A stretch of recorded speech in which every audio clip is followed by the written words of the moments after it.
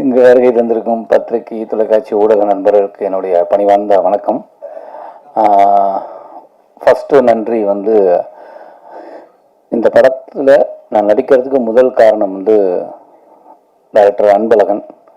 அவர் தான் வந்து கஜேந்திரனை இன்ட்ரடியூஸ் பண்ணார். இந்த மாதிரி என்னுடைய நண்பர் ஒரு நல்ல கதை வச்சுருக்காரு, நீங்கள் கேளுங்க அப்படின்னு. நான் கதை கேட்டபோது நான் அவர்கிட்ட கேட்டேன், இது உங்கள் லைஃப்பில் நடந்ததா, இல்லை உங்களுக்கு தெரிஞ்ச யாருக்காவது நடந்ததா, இல்லை உங்கள் கற்பனை கதையான்னு. இல்லை, என் ஊரில் நடந்த கதை அப்படின்னாரு. என்னுடைய நண்பருக்கு நடந்ததுன்னு. அப்போ நான் லொக்கேஷன் பார்க்கும்போது அந்த நபரையும் சந்தித்தேன்.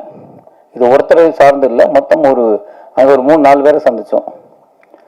3-4 பேரை சந்தித்த போது அவங்க அதோடு வாழ்கிறது எனக்கு ரொம்ப ரொம்ப கஷ்டமாகவே இருந்தது. அப்போ இந்த படம் கண்டிப்பாக சொல்லணும் அப்படின்னா நாங்கள் படம் முடிச்சிட்டோம். இது வெறும் வடார்காடு மாவட்டத்தில் இருக்கிற ராணிப்பேட்டை பக்கத்தில் இருக்கிற ஒரு கிராமத்தில் மட்டும் நடக்கலை, இது ஆல் ஓவர் இந்தியாவில் நடக்குது.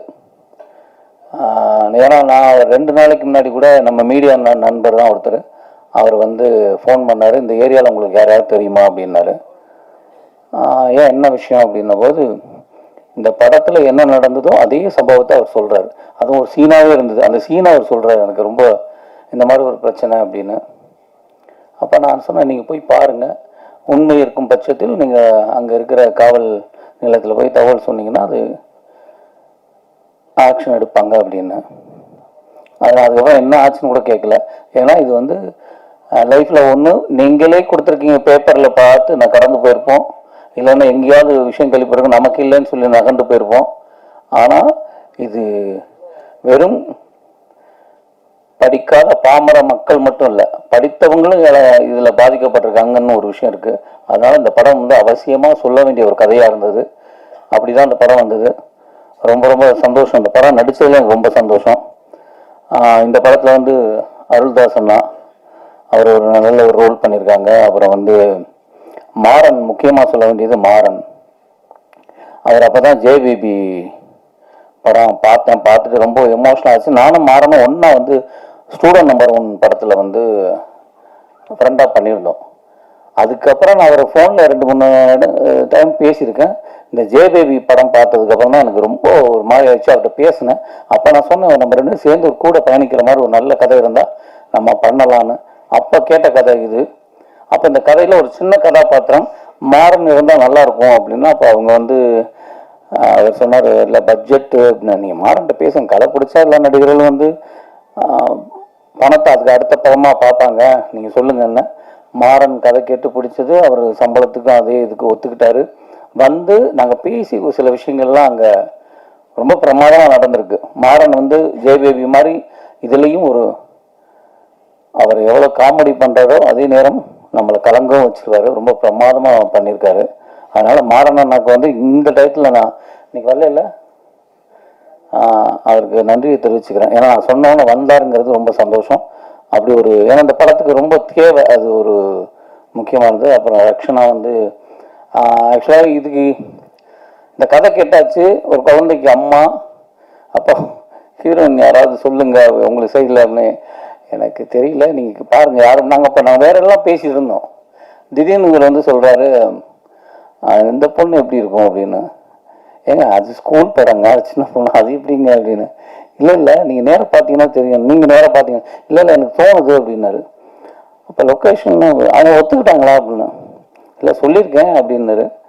எனக்கு ரொம்ப ஆச்சரியம். அவங்க ரொம்ப சின்ன பொண்ணு, அவங்க வந்து இந்த பையனுக்கு அம்மாவை ஒத்துக்கிட்டது பெரிய விஷயம். ஆனால் அவங்க ரொம்ப கிளவர். எப்படின்னா அந்த கேள்வி யாரும் கேட்கவே மாட்டாங்கன்னா அவங்களே அந்த கேள்வியை கேட்டு பதில் சொல்லிடுறாங்க.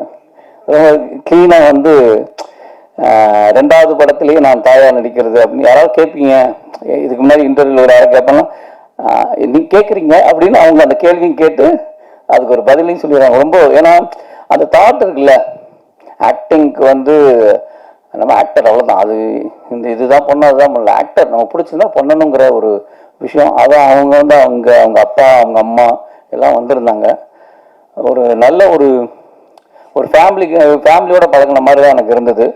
ரொம்ப நன்றி. இந்த படத்துக்கு நீங்கள் வந்து நடித்ததுக்கு ரொம்ப சந்தோஷம். கண்டிப்பாக இது இந்த படம் வந்ததுக்கப்புறம் எழுதுவாங்க, உங்களை பற்றி எல்லாருமே பேசுவாங்க.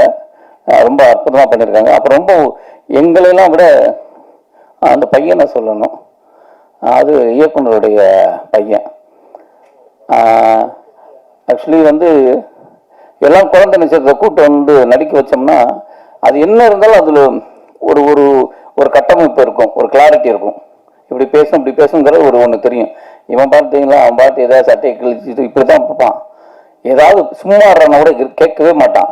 ஆனால் இப்போ படமாக பார்க்கும்போது தெரியுது, எங்களை விட சிறந்த ஆக்டிங் அவன் தான் பண்ணியிருக்கான், ரொம்ப இயல்பாக பண்ணியிருக்கான். அதை வந்து உனக்கு தான் அவ்வளோ பிரமாதமாக பண்ணியிருக்கான். அது ஆக்சுவலாக அந்த டயத்தில் கூட என்னடா நைட்டுலாம் ஷூட் நடக்கும், சொன்னதை கேட்க மாட்டான்னு கூட எனக்கு தோணும். டைரக்டர் இல்லை சார், அவர் வந்து அவர் குழந்தைய விட்டு படமே வேணான்னு கூட போயிடுவார், அவ்வளோ அவ்வளோ பாசம் குழந்தை மேலே. சரி எடுக்கிறாருனால எடுத்து அதை பார்த்தோம்னா ரொம்ப பிரமாதமாக பண்ணியிருக்கான். அப்புறம் இயக்குனர் சரவண சுப்பையா சார், அவங்க வந்து ஒரு அந்த கதையுடைய அது பீக் டயத்தில் ஒரு இடம் ஒரு விஷயம் இருக்கும், அதை வந்து ரொம்ப பிரமாதமாக சார் வந்து பண்ணியிருக்காங்க. எனக்கு சாரை வந்து நான் ஆக்டர் சின்ன சின்ன கேரக்டர் பண்ணுறதுலேருந்தே எனக்கு தெரியும். திருவண்ணாமலை படத்தில் தான் ஃபஸ்ட்டு சந்தித்தோம். அன்னைக்கு நான் எப்படி பார்த்தேனோ அதே எங்காவே இருக்கார், அப்படியே இருக்கார். கிட்டத்தட்ட 20 வருஷம் ஆயிடுச்சுன்னு நினைக்கிறேன்.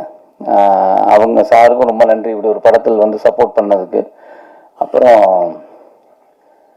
இந்த படத்துடைய ஒளிப்பதிவாளர் அருள் வல்ல இல்லையா, அவர் ரொம்ப ஏன்னா இந்த ஊரில் வந்து அவரை தான் முதல்ல சொல்லணும். ஏன்னா நாங்கள் ஷூட் பண்ணது வந்து ஏப்ரல் மேல,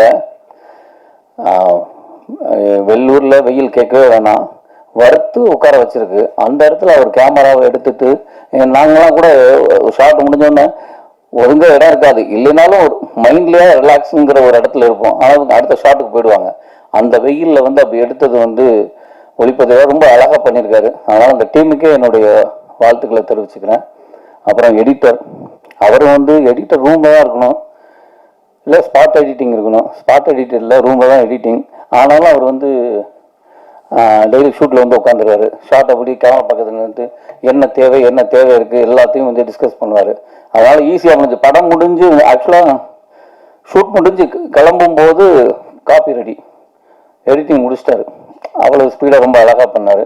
எடிட்டருக்கு நான் நன்றியை தெரிவிச்சுக்கிறேன். அப்புறம் ஆர்ட் டைரக்டர் வந்து இதில் செட்டு இல்லைன்னாரு, செட்டு மட்டும் போகிறது இல்லை. ஆர்ட் டைரக்டர் அந்த அடிச்சிட்டாங்களா செட்டு மட்டும் இல்லை, அதை வந்து ரொம்ப இயல்பு மாறாமல் அந்த ஊரில் இருக்கிற சின்ன விஷயங்களுக்கு மாறாமல் கரெக்டாக அந்த இடத்துல வைக்கிறது இருக்குல்ல, ப்ராப்ஸ் வேறு இடத்துல இருக்கும், அதை அந்த வீட்டுக்கு கொண்டு வரணும், இல்லை இங்கே இருக்கிறது தேவையில்லை அப்படிங்கிறதெல்லாம் இருக்குல்ல, இதெல்லாம் பண்ணுறது ஒரு பெரிய ஒரு ஆர்ட்டோட வேலை. அது ரொம்ப அழகாக பண்ணார் தாமு சார். அதனால் அவருக்கும் என்னுடைய நன்றியை தெரிவிச்சுக்கிறேன். சரி நானும் அவங்க இல்லை, அவங்கெல்லாம் வந்து நானும் அப்படி தான் இருந்தேன். ஏதாவது யாராவது ஒரு மேடையில் ஒரு சின்ன ரோல் பண்ணால் நம்மளை கவனிக்க மாட்டாங்களா அப்படிங்கிறது. அவங்க வந்து கூப்பிட்டோன்னு வந்திருந்தாங்க, ரொம்ப நன்றி. ஆடியோ ஃபங்க்ஷன் வந்ததுக்கு ரொம்ப நன்றி. ஆக்சுவலாக அவங்க அந்த படத்துலையும் நடிச்சிருந்தாங்க. அதிலே கேட்டேன், அன்பழகன் சார் படத்தில் நான் நடிச்சிட்ருக்கேன், அந்த படத்துலேயும் அவங்க ரோல் பண்ணியிருந்தாங்க. ரொம்ப ஒரு சீன் தான் பண்ணாங்க, ரொம்ப செம்மையாக பண்ணியிருந்தாங்க. யாரும் கேட்டாமல் இந்த படத்தில் நான் சொல்ல, அவர் டைரக்டராக அதில் ஒர்க் பண்ணவங்க கூப்பிட்டுருந்தாங்க. இந்த படத்துலையும் ஒரு நல்ல ரோல், ரொம்ப எமோஷ்னலாக ரொம்ப நல்லா பண்ணியிருந்தாங்க. கண்டிப்பாக உங்களுக்கு ஒரு ஃபியூச்சர் கண்டிப்பாக இருக்குது. இல்லை எனக்கு தேங்க்ஸ் இல்லைங்க, டைரக்டர் தான். அதனால அவங்களுக்கு நன்றி.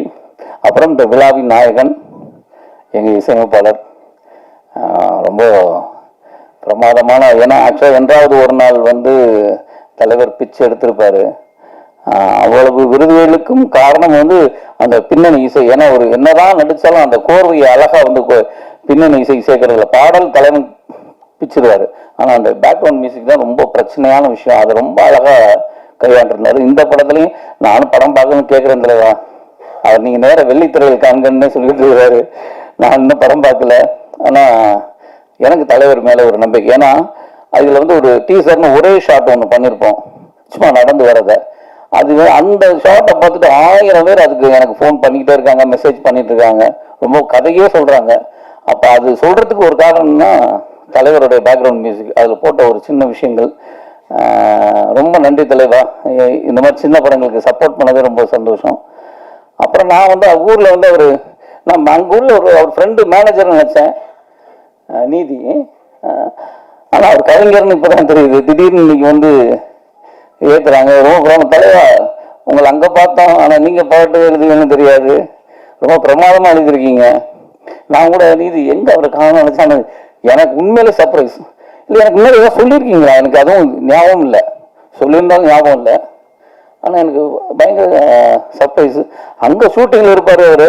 ஸோ ஊருக்காரன்னு நினச்சேன். இங்கே வந்து அவர் அங்கேருந்து பாடம் எழுத ஆரம்பிச்சாங்க. நினைக்கிறேன். ரொம்ப பிரமாதம். நன்றி கவிஞர் நீதிக்கு என்னுடைய நன்றியை தெரிவிச்சுக்கிறேன், வாழ்த்துக்கள். அதுதான் தலைவர் தான் விட்டார். ஏங்க உங்களை விட்டுட்டேங்க.